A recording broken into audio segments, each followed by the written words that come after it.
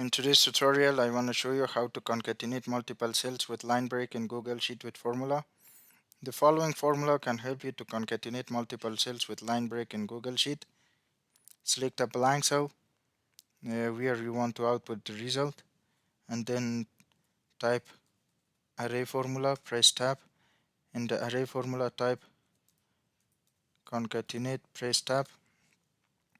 For the string one, uh, select your range E2 to C2, type AND, use char formula which gets a character associated with number. Press tab in the table number, type 10,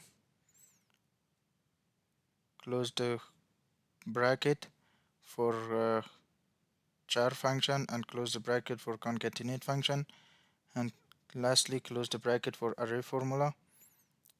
Press enter, and next drag the fill handle down to the cells that you want to fill with this formula, and as you can see, the data in list 1, list 2 and list 3 are concatenated with line break in Google Sheet. Thanks for watching, and please subscribe for more videos.